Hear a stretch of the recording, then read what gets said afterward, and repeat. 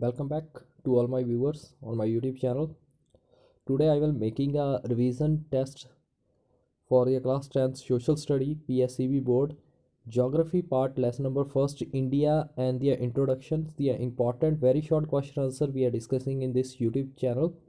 So you also stay with me on the more updates and follow on to my Telegram channel. Just do it for a bright future for the studies note. So you also be a follow on Telegram and also follow up on to me on the Facebook Surendra Kumar, and also in the Instagram you will be a follow the just do it for a bright future. So these are the social sites where we are available for you. So any kind of problem you were facing that, so you will must be a comment on my comment box, and also you send a message on these kinds of the social medias, so you will be also connected with me. After that we are starting from this session. Before starting this session, I will wish you happy new year to all my viewers, and sorry for that we are making this session is too late for you, but still I will try to be a manage my timetable and also provide you better qualities notes to you for your upcoming exams. And also recommended to the some students, so you must be watch my videos which is related to the date sheet regarding to the PSCB board and CBSE board, which I'll also be giving the link in my comment box. So you must be watch this video and also give your suggestion regarding this. Without wasting your time, we are starting from this session.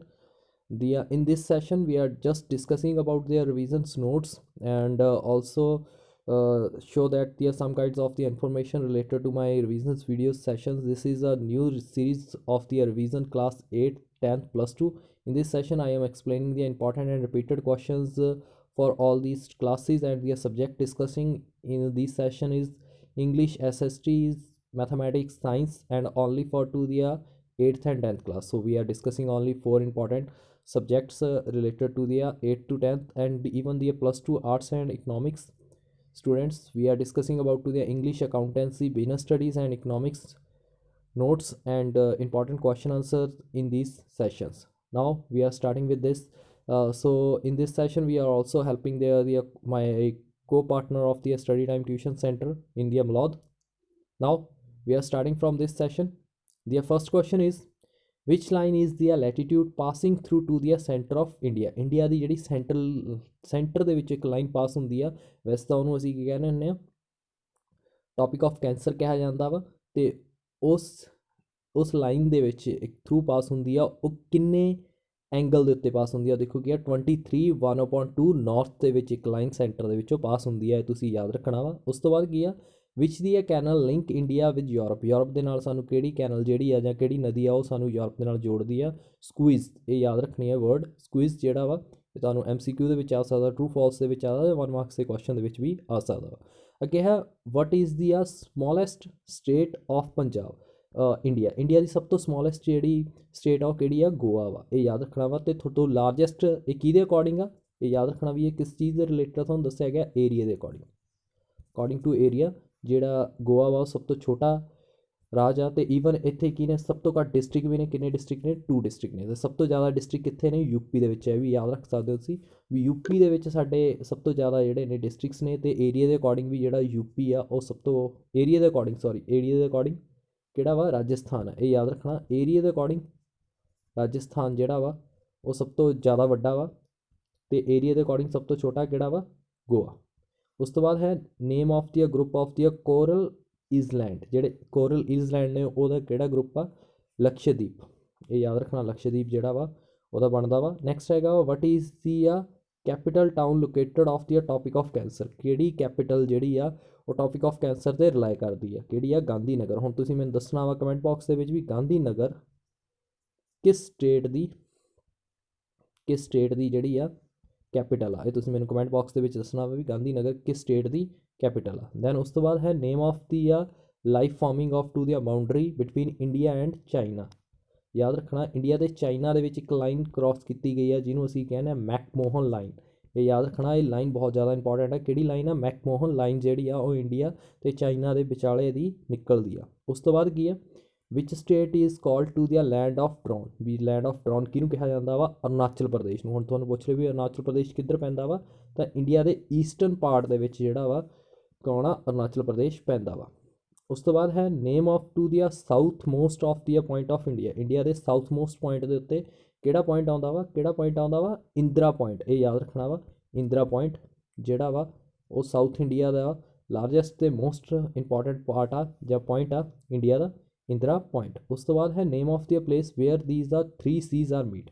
ਹੁਣ ਯਾਦ ਰੱਖਣਾ ਤਿੰਨ ਜਿਹੜੇ ਨਦੀਆਂ ਨੇ, ਤਿੰਨ ਨਦੀਆਂ ਜਿਹੜੀਆਂ ਨੇ ਉਹ ਕਿੱਥੇ ਮੀਟ ਕਰਦੀਆਂ ਨੇ, ਕੰਨਿਆ ਕੁਮਾਰੀ। ਹੁਣ ਤੁਹਾਨੂੰ ਪੁੱਛ ਲਿਓ ਵੀ ਕੰਨਿਆ ਕੁਮਾਰੀ ਕਿੱਥੇ ਆ, ਤਾਂ ਯਾਦ ਰੱਖਣਾ ਸਾਊਥ ਦੇ ਵਿੱਚ, ਯਾਨੀ ਕਿ ਇੰਡੀਆ ਦੇ ਪੈਰ ਦੇ ਵਿੱਚ ਜਿਹੜਾ ਸਾਊਥ ਪਾਰਟ ਦਾ ਸਭ ਤੋਂ ਲੋਐਸਟ ਜਿਹੜਾ ਵਾ ਉੱਥੇ ਜਿਹੜਾ ਵਾ ਕੰਨਿਆ ਕੁਮਾਰੀ ਵਸਦਾ ਵਾ। ਅਤੇ ਈਵਨ ਇੱਥੇ ਸਭ ਤੋਂ ਵੱਡਾ ਜਿਹੜਾ NH44 ਨੈਸ਼ਨਲ ਹਾਈਵੇ ਜਿਹੜਾ ਸਭ ਤੋਂ ਵੱਡਾ ਜਿਹੜਾ ਵਾ 44 ਜਿਹੜਾ ਵਾ ਸ਼੍ਰੀਨਗਰ ਤੋਂ ਕੰਨਿਆ ਕੁਮਾਰੀ ਵੀ, ਉਹ ਵੀ ਇੱਥੇ ਹੀ ਆ, ਇਹ ਯਾਦ ਰੱਖਣਾ ਵਾ।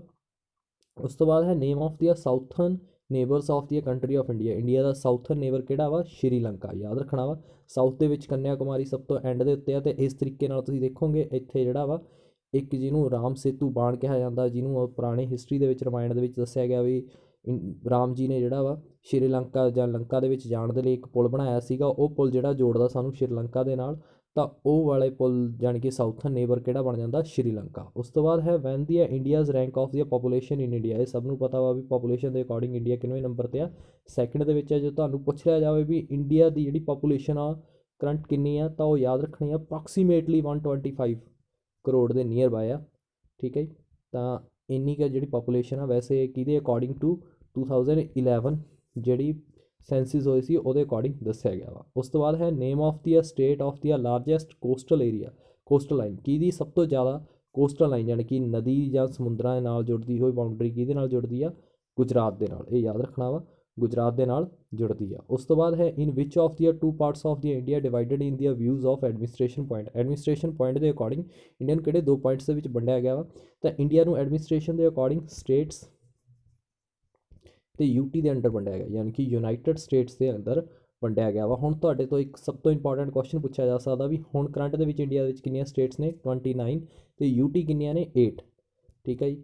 ਕਿਹੜੀ ਸਟੇਟ ਹਟਾ ਦਿੱਤੀ ਗਈ, ਜੋ ਤੁਹਾਨੂੰ ਪੁੱਛਿਆ ਜਾਵੇ ਤਾਂ ਉਹ ਕਿਹੜੀ ਆ, ਕਸ਼ਮੀਰ ਜਿਹੜੀ ਸੀਗੀ ਉਹਨੂੰ ਹਟਾਇਆ ਗਿਆ ਵਾ ਸਟੇਟ ਦੇ ਅਕੋਰਡਿੰਗ। ਅਤੇ ਇੱਕ ਨਿਊ ਜਿਹੜੀ UT ਐਡ ਹੋਈ ਆ ਉਹ ਕਿਹੜੀ ਆ, ਲੇਹ ਲਦਾਖ, ਠੀਕ ਹੈ ਜੀ। ਲੇਹ ਲਦਾਖ ਜਿਹੜੀ ਆ ਉਹ ਐਡ ਕੀਤੀ ਗਈ ਆ ਨਿਊ UT ਦੇ ਵਿੱਚ, ਤਾਂ ਯਾਦ ਰੱਖਣਾ ਵਾ ਤੁਸੀਂ। ਉਸ ਤੋਂ ਬਾਅਦ ਹੈ write of to the longitude extension of the India, India ਦੀ ਜਿਹੜੀ ਲੋਗਨੀਟਿਊਡ ਜਿਹੜੀ ਐਕਸਟੈਂਸ਼ਨ ਆ ਉਹ ਕਿੰਨੀ ਆ, ਦੱਸਿਆ ਗਿਆ ਵਾ 68 ਡਿਗਰੀ 7 ਇੰਚਜ਼ 33 ਟ੍ਰਿਪਲ ਇੰਚਜ਼ ਟੂ 97, ਇਹ ਦੱਸਿਆ ਗਿਆ ਵਾ। ਈਸਟ ਦੇ ਵਿੱਚ ਇਹਨਾਂ ਦੀ ਲੌਂਗੈਸਟ ਦੱਸੀ ਗਈ ਆ। ਉਸ ਤੋਂ ਬਾਅਦ ਲੈਟੀਟਿਊਡ ਜਿਹੜੀ ਐਕਸਟੈਂਸ਼ਨ ਹੈ ਇੰਡੀਆ ਦੀ ਉਹ ਹੈ 8 ਡਿਗਰੀ 4 ਇੰਚਜ਼ ਟੂ 37 ਡਿਗਰੀ 6 ਇੰਚਜ਼। ਉਸ ਤੋਂ ਬਾਅਦ ਜਿਹੜਾ ਇੱਕ ਕੁਐਸਚਨ ਜਿਹੜਾ ਮੈਂ ਹੁਣੀ ਤੁਹਾਨੂੰ ਦੱਸਿਆ ਵੀ ਇੰਡੀਆ ਦੀ ਹੁਣ ਕਰੰਟ ਦੇ ਵਿੱਚ ਕਿੰਨੀਆਂ ਸਟੇਟਸ ਨੇ, 28 ਸਟੇਟਸ ਨੇ ਅਤੇ 8 ਯੂਨੀਅਨ ਟੈਰੀਟਰੀਜ਼ ਹੈਗੀਆਂ ਨੇ।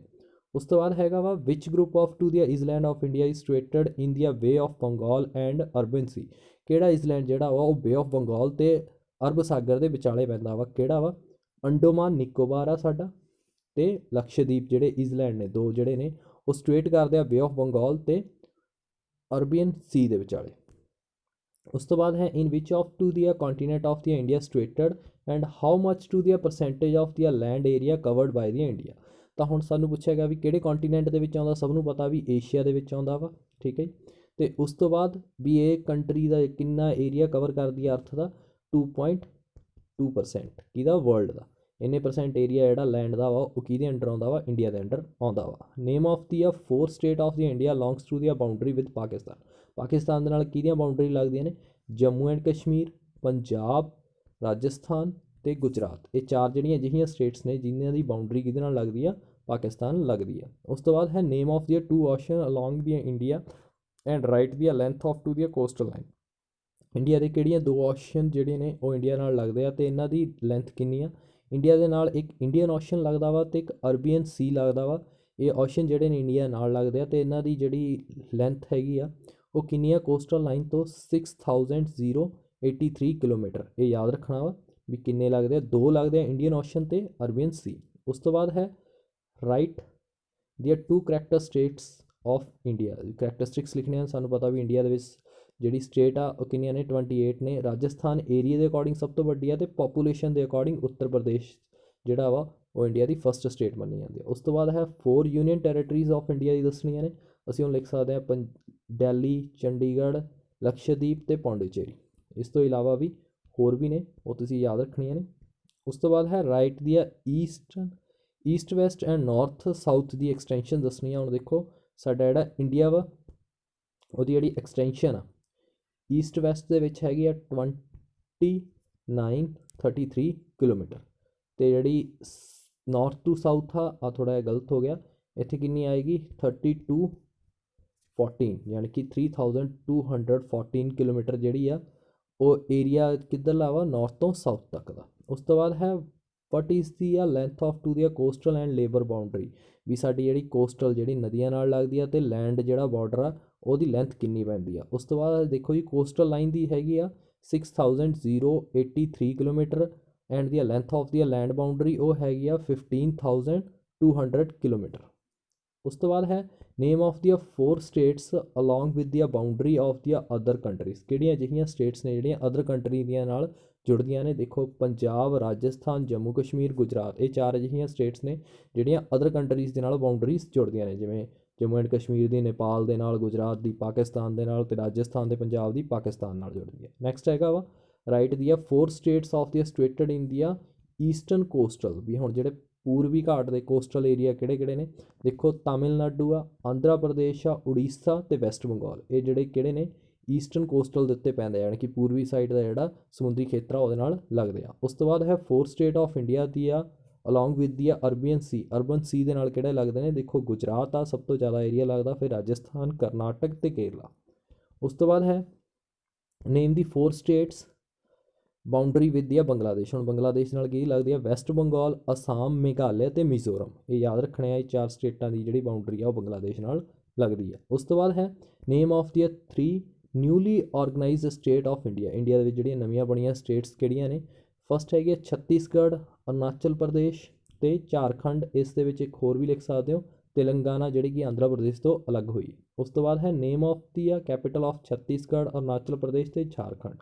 ਦੇਖੋ ਜਿਹੜੀ ਸਾਡੀ ਛੱਤੀਸਗੜ੍ਹ ਦੀ ਆ ਉਹਦੀ ਹੈ ਰਾਏਪੁਰ, ਅਤੇ ਉੱਤਰਾਂਚਲ ਦੀ ਹੈਗੀ ਆ ਦੇਹਰਾਦੂਨ, ਅਤੇ ਝਾਰਖੰਡ ਦੀ ਕਿਹੜੀ ਆ ਰਾਂਚੀ। ਇਹ ਜਿਹੜੀਆਂ ਕੈਪੀਟਲਸ ਨੇ ਉਹਨਾਂ ਦੀਆਂ ਦੱਸੀਆਂ ਗਈਆਂ ਨੇ। ਉਸ ਤੋਂ ਬਾਅਦ ਹੈ name of the state of the which the Chhattisgarh, Arunachal Pradesh, Uttarakhand, Jharkhand has been found, ਕਿਹਨਾਂ ਤੋਂ ਅਲੱਗ ਹੋਈਆਂ ਨੇ।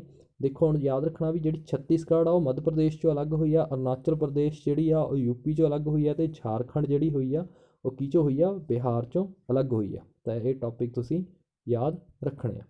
ਇਹ ਸੀਗਾ ਅੱਜ ਦਾ ਸੈਸ਼ਨ। ਆਈ ਹੋਪ ਤੁਹਾਨੂੰ ਵਧੀਆ ਵੀ ਲੱਗਿਆ ਹੋਊਗਾ, ਕਾਫੀ ਜ਼ਿਆਦਾ ਨੌਲੇਜ ਵੀ ਕ੍ਰੀਏਟ ਹੋਈ ਹੋਊਗੀ। Once again happy new year to all my viewers and my all students, and also thanks to my co partner of the study time tuition to helping me to provide this online studies.